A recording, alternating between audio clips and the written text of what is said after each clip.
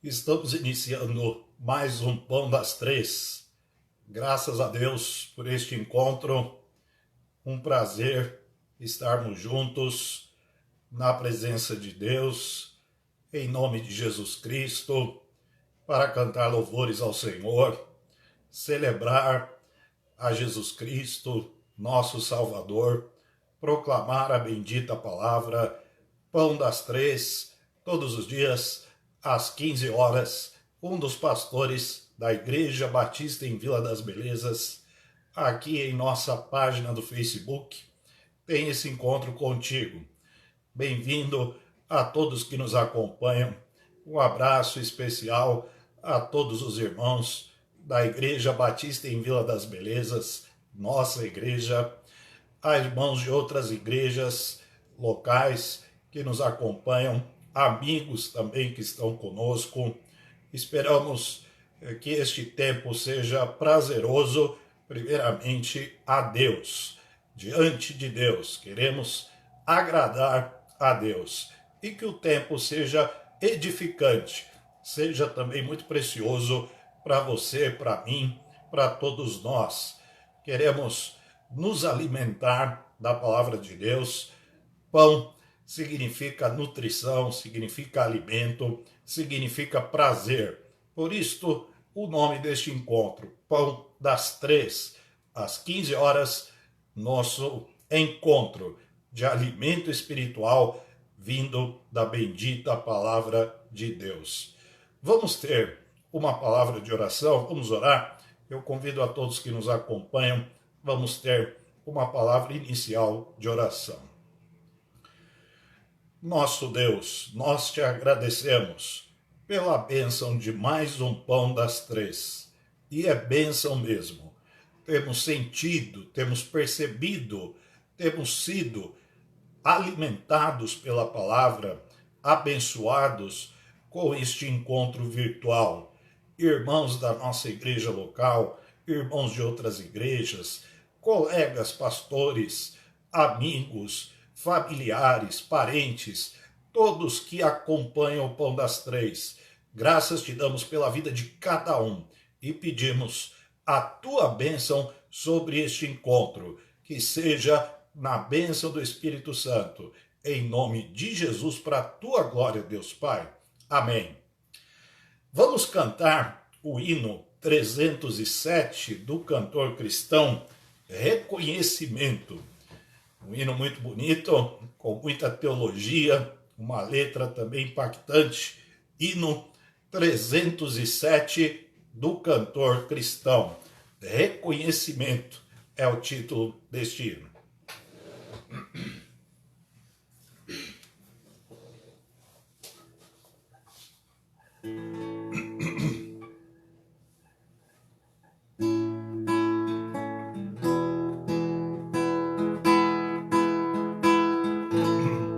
Não sou eu, por Cristo salvo, que por mim morreu na cruz. Eu confesso alegremente que pertenço ao bom Jesus. Não sou meu, oh, não sou meu, bom Jesus, sou todo teu, hoje mesmo e para sempre. Bom Jesus, sou todo teu. Não sou meu, por Cristo salvo, pois seu sangue derramou, e da pena do pecado a minha alma resgatou. Não sou meu,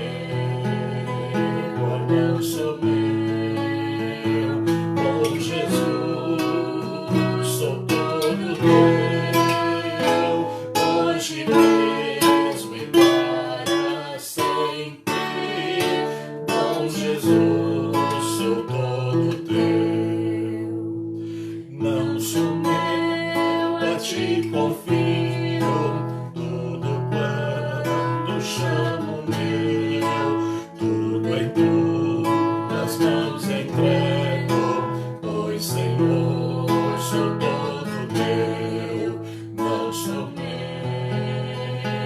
não sou meu. Bom Jesus, sou todo teu, hoje mesmo e para sempre. Bom Jesus, sou todo teu.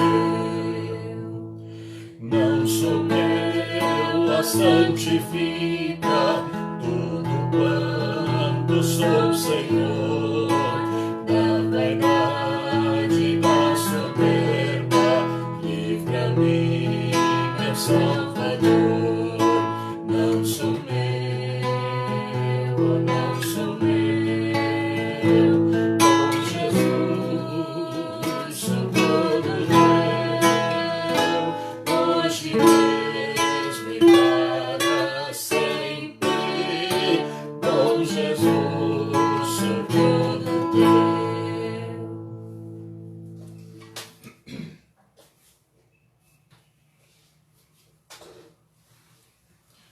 Somos do Senhor, não somos de nós mesmos, não pertencemos mais a nós.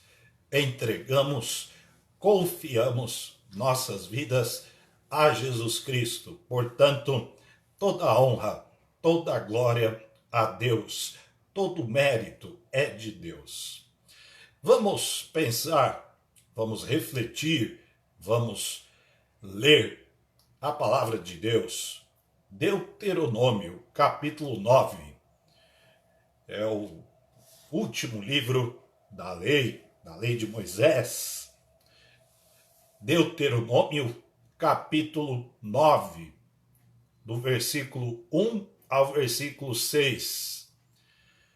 Então, para quem está chegando agora, nós vamos meditar na palavra de Deus, a Bíblia. Deuteronômio, capítulo 9, de 1 a 6.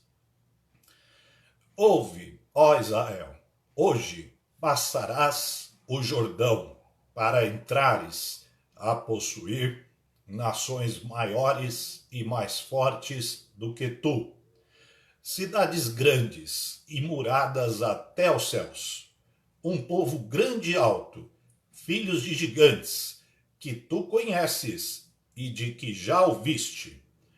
Quem pararia diante dos filhos dos gigantes?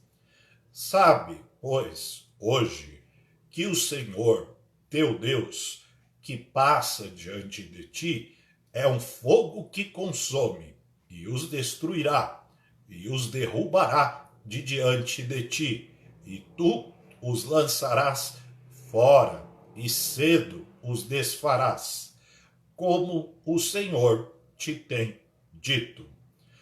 Quando, pois, o Senhor, teu Deus, os lançar fora de diante de ti, não fales no teu coração, dizendo: por causa da minha justiça é que o Senhor me trouxe a esta terra para possuir.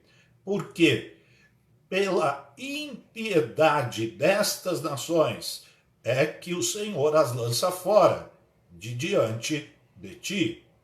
Não é por causa da tua justiça, nem pela retidão do teu coração, que entras a possuir a sua terra, mas pela impiedade destas nações, o Senhor, teu Deus, as lança fora de diante de ti, e para confirmar a palavra que o Senhor, teu Deus, jurou a teus pais, Abraão, Isaque e Jacó.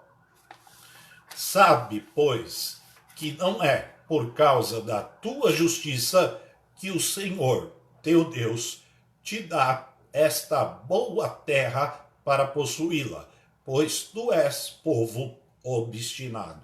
Amém. Quantas vezes, né? Deus dizendo para os israelitas que não foi pela justiça deles, que não foi por mérito deles. Será que Deus tem alguma coisa a dizer nesta repetição, nesta ratificação deste preceito bíblico importantíssimo? O contexto de Deuteronômio é a revisitação, ou seja, a releitura da lei, reforçar sua importância.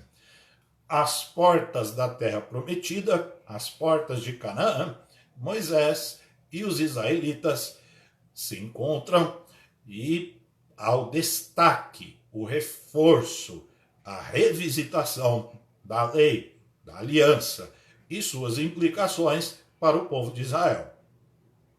40 anos haviam se passado desde a saída do Egito até o momento em que Deuteronômio é apresentado, é registrado e reforçado todos os preceitos da lei para o povo. Portanto, trata-se de uma nova geração que havia nascido no deserto. A geração que ouve Deuteronômio, né? Que ouve a repetição, a revisitação da lei, é uma nova geração. O povo de Israel que nasceu no próprio deserto ao longo dos 40 anos de peregrinação. Há muitos ensinos presentes nesta passagem, neste pequeno trecho da Escritura que nós lemos. Nós podemos destacar 3.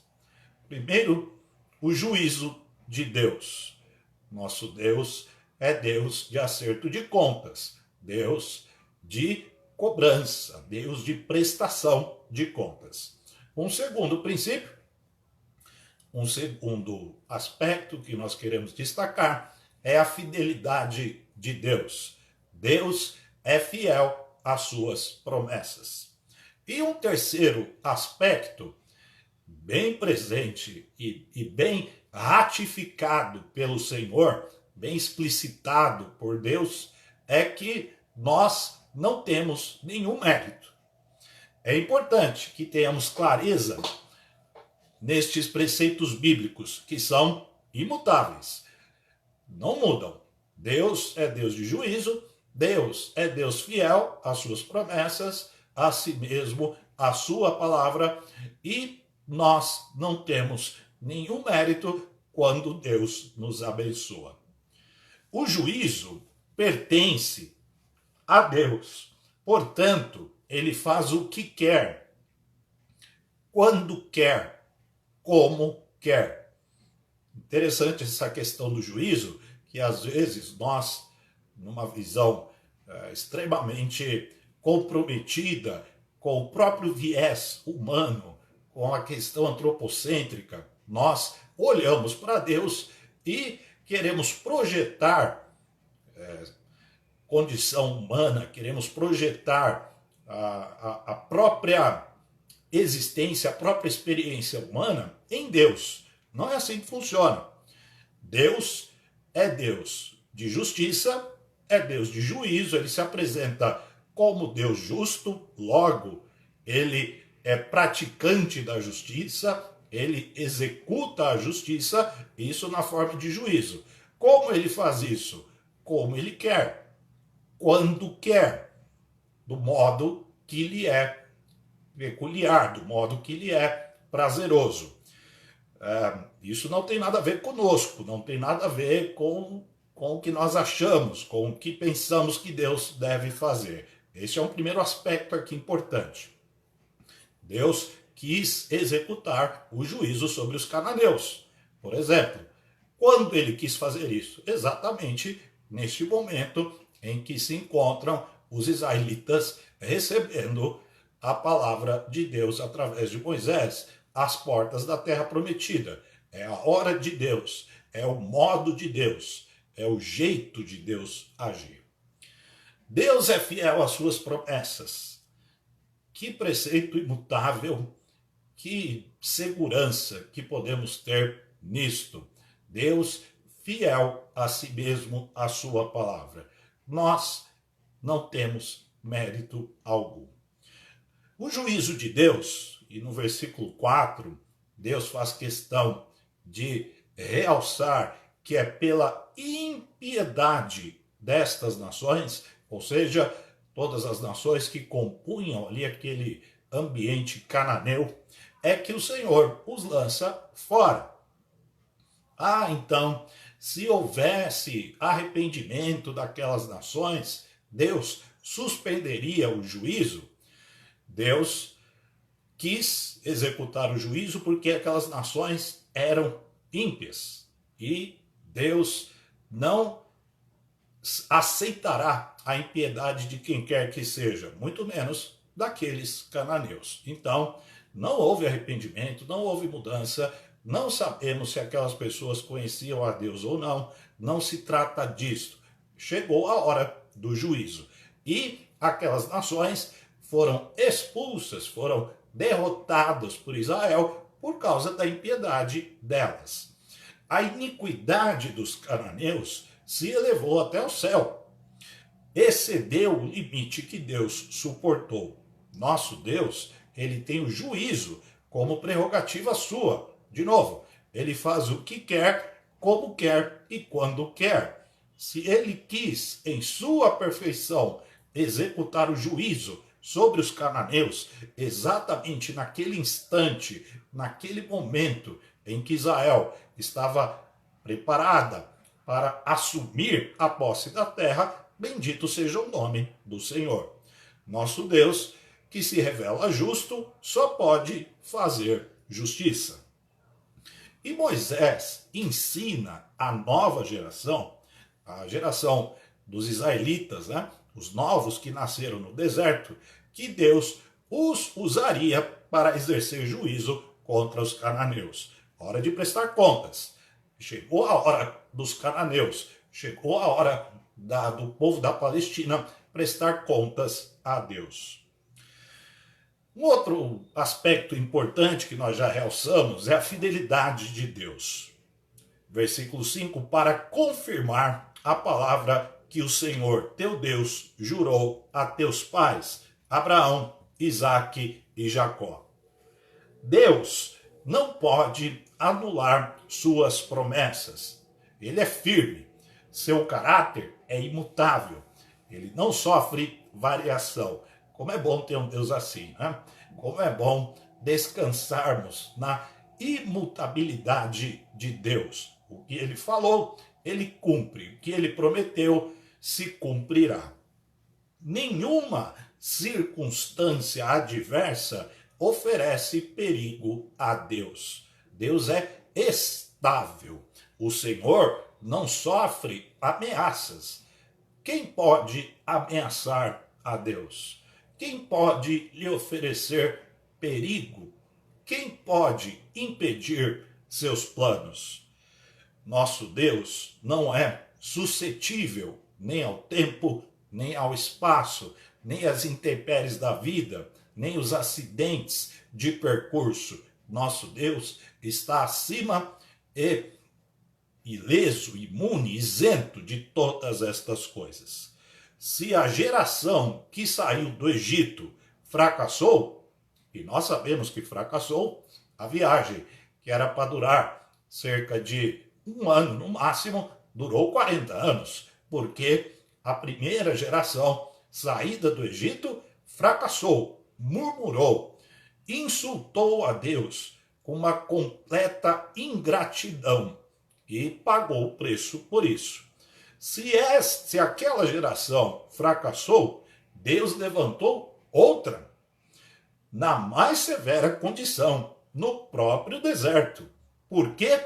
Por que Deus fez isto? Porque ele é fiel a si mesmo.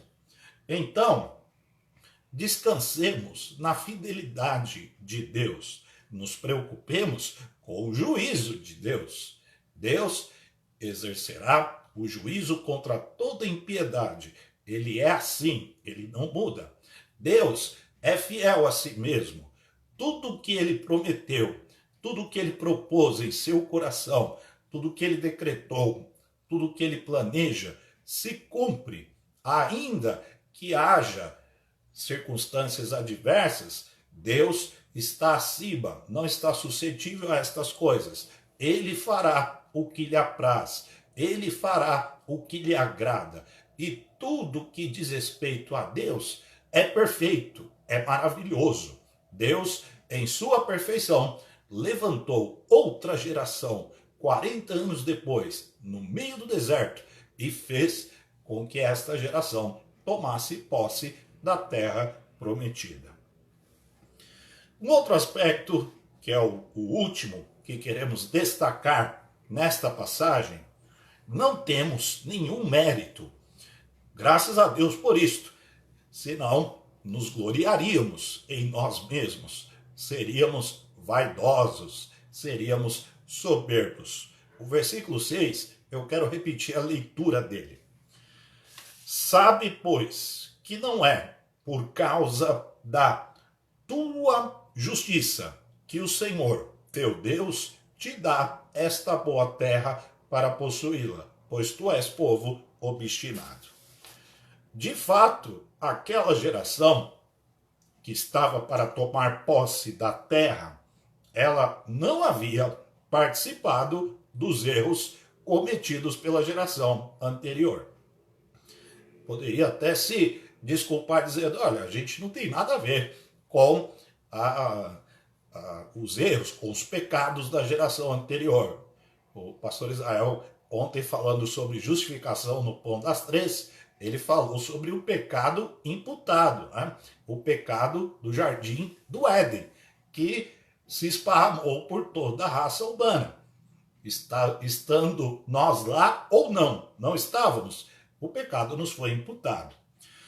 Nem por isso, nem pelo fato, né, daquela geração não ter participado dos erros grotescos, né, das coisas pavorosas que a geração anterior havia praticado, nem por isso Deus deixa de alertar. Então, temos aqui uma questão pedagógica, né? Uma questão estritamente de ensinar. Olha, não é por tua justiça. Então, não é porque você não estava lá quando seus pais erraram que você vai atribuir justiça a si próprio. E Deus termina a sua orientação dizendo, és povo obstinado. Nós não temos nenhum mérito. Este ensino perpassa toda a Escritura. Ele permeia toda a Escritura. Nós não temos nenhum mérito. Por que Deus nos escolheu? Porque Deus quis nos salvar. Porque Deus confiou o Evangelho a nós. Porque Deus nos promete e nos garante vida eterna. São verdades acerca de Deus que nós precisamos valorizar em nosso relacionamento com Ele. Não temos nenhum mérito. Glória a Deus. Nosso Deus é Deus de juízo. Deus que chama para prestação de contas. Nosso Deus é Deus fiel a si mesmo. Nosso Deus tem toda a glória, toda a honra, toda a majestade. E nós não temos mérito nenhum. Nós temos em mente que nosso Deus é Deus de juízo e que nos chamará à prestação de contas. Ele chamará a todos para a prestação de contas, como fez com os cananeus. Chamou a Canaã, tempos mais tarde, chamou próprio Israel para a prestação de contas, que o digam Assíria e Babilônia, e uma das funções, uma das missões precípuas do Espírito Santo é nos convencer do quê? Do juízo. Olha que interessante, né? As palavras de Jesus acerca da missão do Espírito Santo, nos convencer do pecado, da justiça e do juízo. Então, o povo de Deus precisa ter absoluta clareza que o nosso Deus, imutável, que não varia, que não sofre alteração em sua essência, em seu ser, este Deus que executa juízo sobre tudo e sobre todos, ele não mudou. Ele é o mesmo. Ele é o Deus que nos chamará, sim, para a prestação de contas. Quem nos ensina isso? O próprio Deus, o Espírito Santo.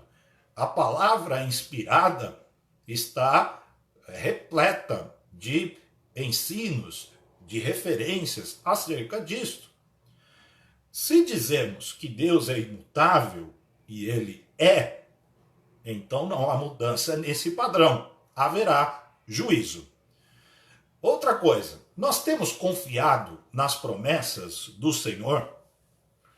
De Gênesis a Apocalipse, quantas são? Então falamos há pouco que a Bíblia está repleta de referências acerca do juízo de Deus, que é missão precípua do Espírito Santo, nos alertar, nos convencer, nos inquirir acerca do juízo.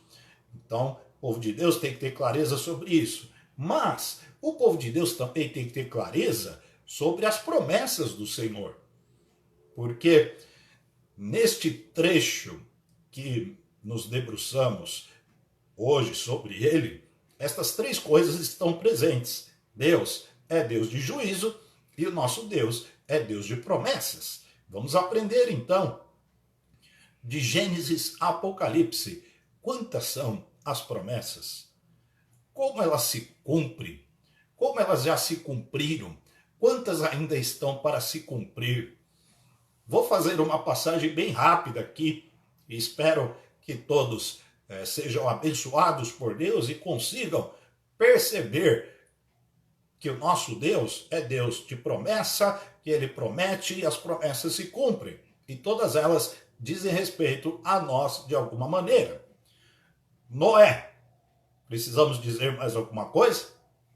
Abraão, Isaac, Jacó, Moisés, olha a história se desenrolando, Davi, os profetas, o Messias.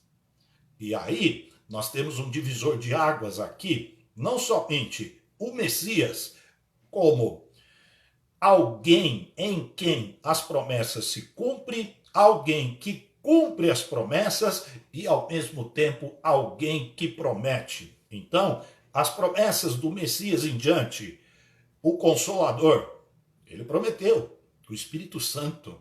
Não se trata de uma promessa simples, é a promessa do envio do outro Consolador, o Espírito Santo.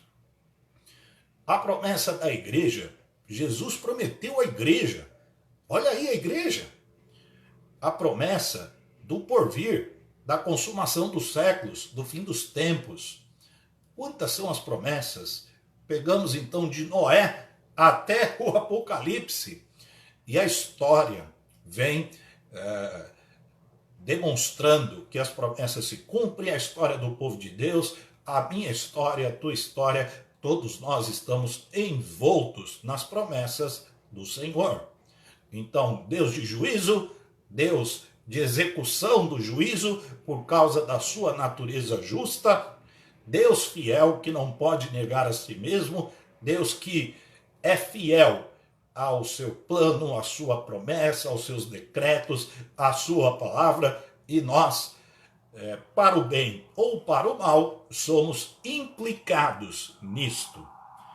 E este terceiro aspecto importantíssimo está presente nesta passagem, Deuteronômio 9, de 1 a 6.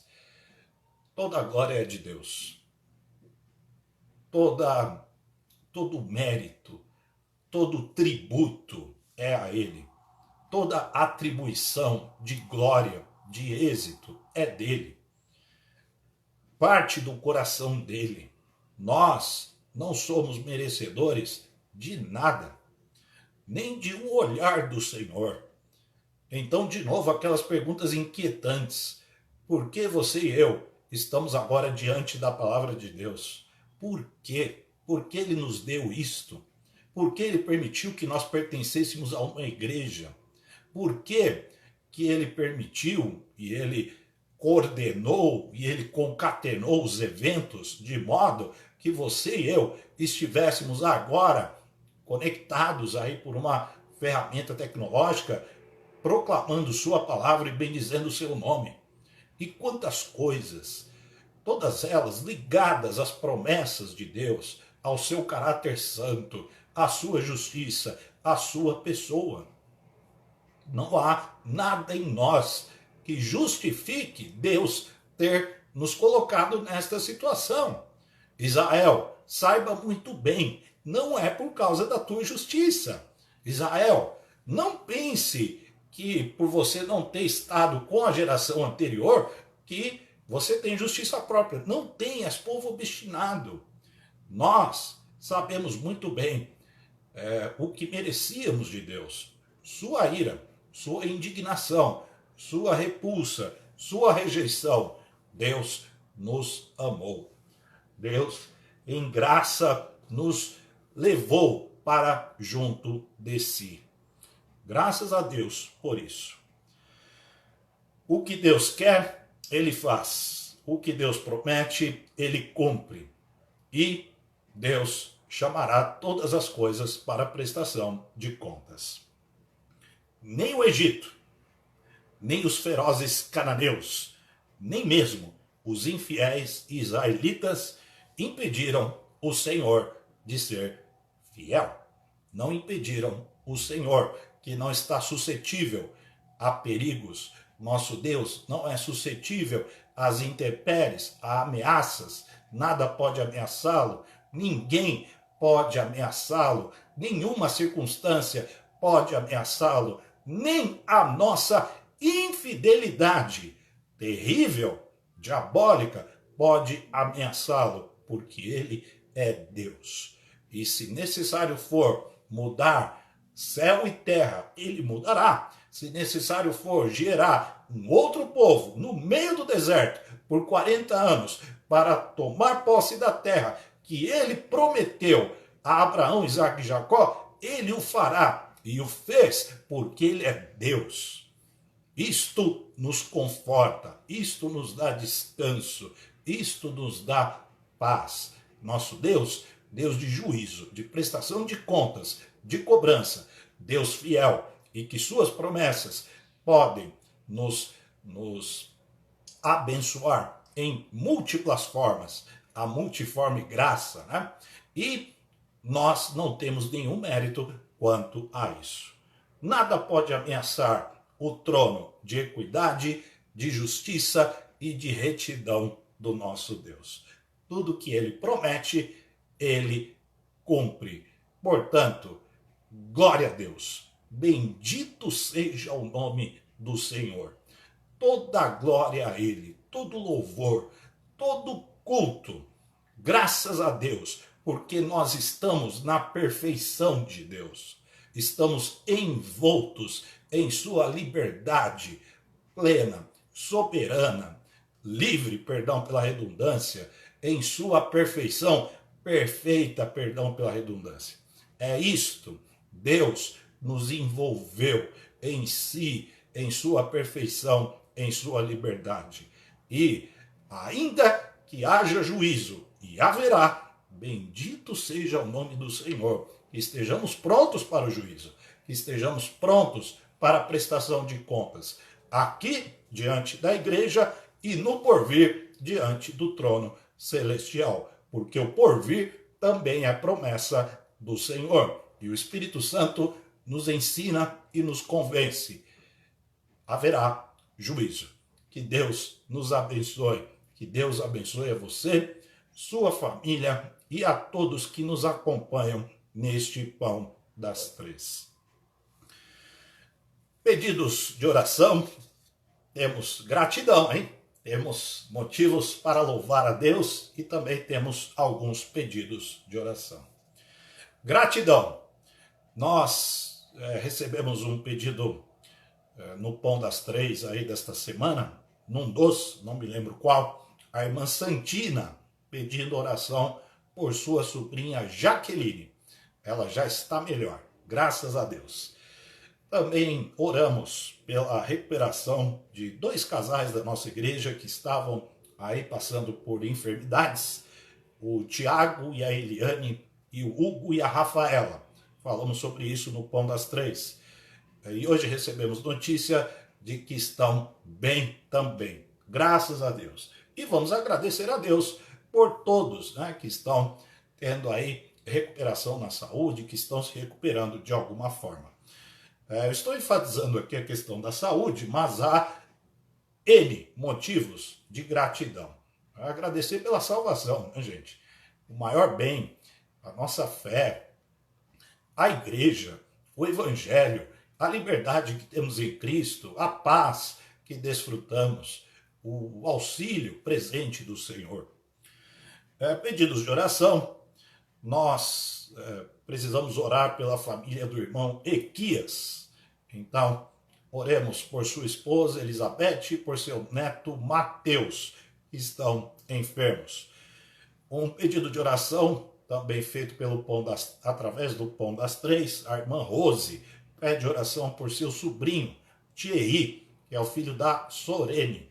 Nós temos orado por isto também. E oremos pelos idosos, pelos irmãos que trabalham na área da saúde, pelos enfermos, pelos demais enfermos, que Deus nos guarde e nos abençoe. Vamos ter agora esta palavra de oração, vamos agradecer e vamos pedir, suplicar diante de Deus. Nosso Deus, nós te agradecemos porque o Senhor é Deus imutável, Deus que não sofre alteração, que não é suscetível ao tempo, ao espaço, às circunstâncias adversas. O Senhor não está sujeito a ameaças. Bendito seja o Senhor, Deus, cujo trono está estabelecido para sempre, em equidade, justiça e retidão.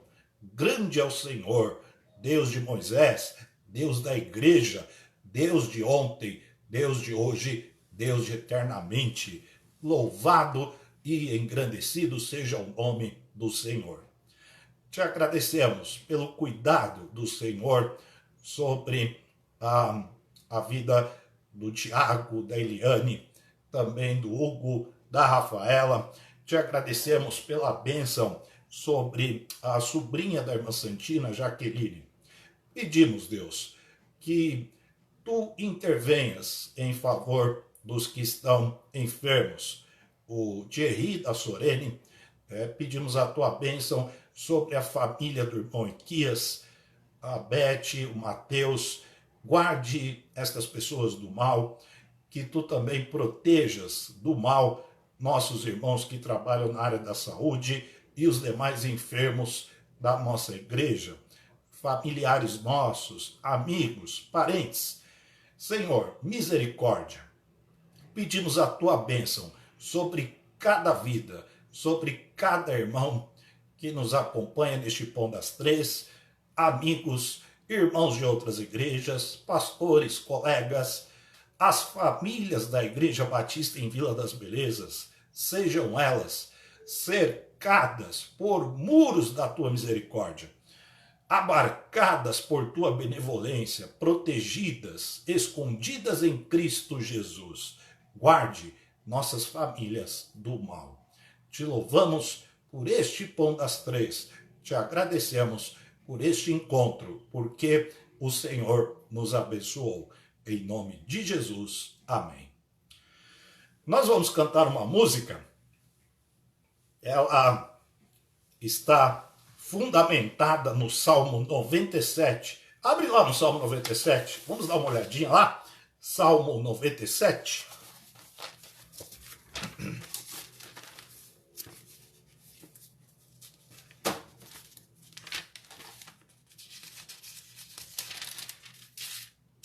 Pensando um pouco no que a gente considerou em Deuteronômio 9, de 1 a 6, eu lembrei desta música e esta música está fundamentada neste salmo, está baseada neste salmo. Salmo 97. O Senhor reina, regozije-se a terra, alegrem-se as muitas ilhas. Nuvens e obscuridade estão ao redor dele. Justiça e juízo são a base do seu trono. Adiante dele vai um fogo que abrasa os seus inimigos em redor. Os seus relâmpagos alumiam o mundo. A terra viu e tremeu. Os montes se derretem como cera na presença do Senhor, na presença do Senhor de toda a terra. Os céus anunciam a sua justiça e todos os povos veem a sua glória. Confundidos sejam todos os que servem a imagens de escultura, que se gloriam de ídolos inúteis. Prostrai-vos diante dele todos os deuses. Sião ouviu e se alegrou, e os filhos de Judá se alegraram por causa da tua justiça, ó Senhor. Pois tu, Senhor, és o Altíssimo em toda a terra, muito mais elevado que todos os deuses. Vós que amais ao Senhor, aborrecei o mal. Ele guarda a alma dos seus santos, ele os livra das mãos dos ímpios. A luz semeia-se para o justo e a alegria para os retos de coração. Alegrai-vos, ó justos, no Senhor, e dai louvores em memória da sua santidade. Que salmo lindíssimo, que cântico lindo, que poesia inspirada pelo Espírito Santo. A palavra de Deus, Salmo 97. Nós vamos cantar o cântico Os Montes se Derretem como Cera, que está fundamentado neste salmo. Vamos louvar a Deus.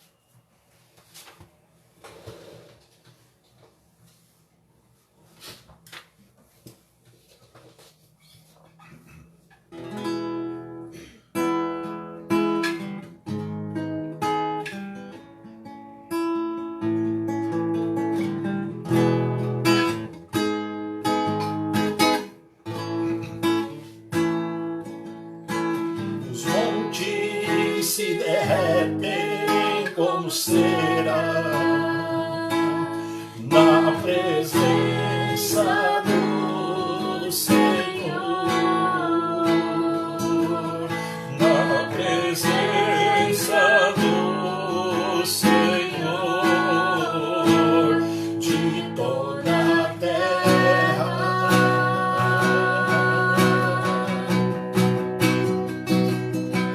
Justiça e juízo são a base do seu trono.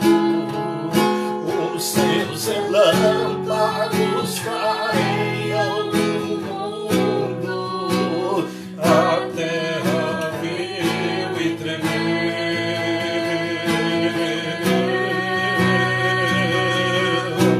Os montes se derretem como cera na presença do Senhor, na presença do Senhor de toda a terra.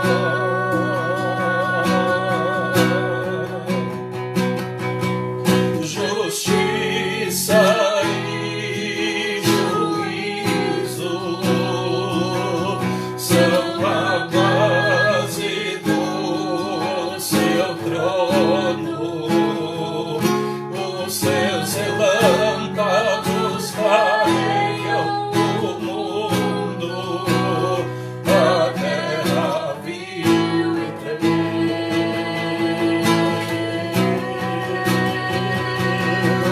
Justiça e juízo são a base do seu trono. Os seus relâmpagos clareiam o mundo. A terra viu e tremeu.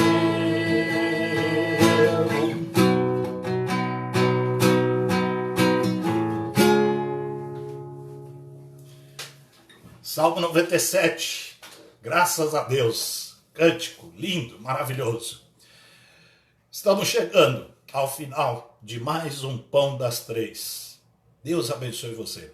Deus abençoe a todos nós. Amanhã, se Deus quiser, mais um Pão das Três com o nosso pastor Júnior.